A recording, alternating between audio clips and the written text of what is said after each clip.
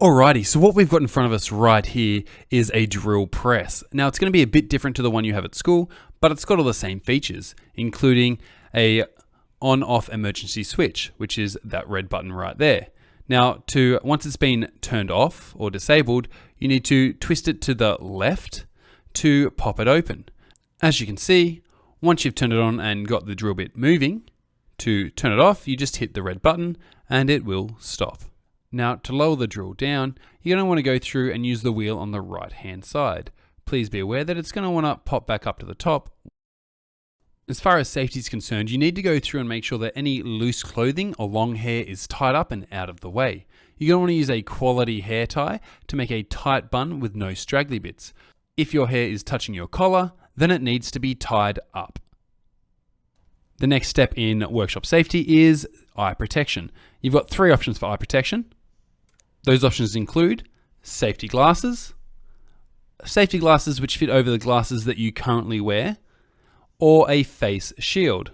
You may also use a combination, such as safety glasses and a face shield, if you are particularly worried about what you are drilling at that time. Prior to drilling, you always want to think about the impact that it's going to have on your timber.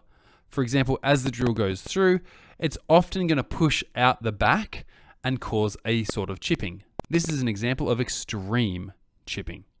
That's ridiculous.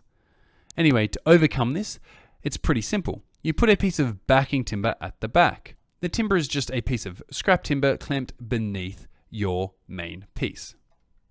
Now, it's really handy to use a piece of timber that's the different color. For example, I'm using a blonde timber with a dark brown backing piece. This means that when you drill through, you'll be able to see when you get through your main piece, as dark pieces of timber will start coming up from the bottom. It's now time to clamp your timber down. Now, this is a bit of a different clamping system, but it holds your timber all the same. Go through and make sure that the drill bit is going to align with the cross in your timber. To do this, you can lower the drill bit slightly and let it just touch the timber to make sure that it is exactly where it wants to be, and there will leave a very slight indent.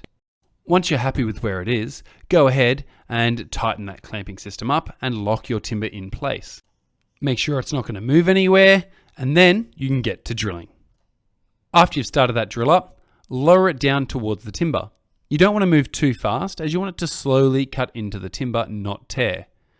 As you go down, you're going to want to go in a bit and then bring it back up, and then go back down a bit further, and then repeat the process over and over again. And what you're going to see is that it keeps bringing out or clearing the hole. That's good for 2 reasons. Number one is it ensures that the drill bit's not going to overheat and burn out, but it also means that you're going to get the freshest cut possible. After that's been done, wait for the drill to stop, and then of course you can unclamp your timber. Something that I'd like to take a moment to show you is that it's actually gone through and brought up a number of chips from the darker timber underneath. Now that's really important because that shows you that we've actually cut through the entirety of the piece. Drill the rest of the holes and I'll see you in the next video.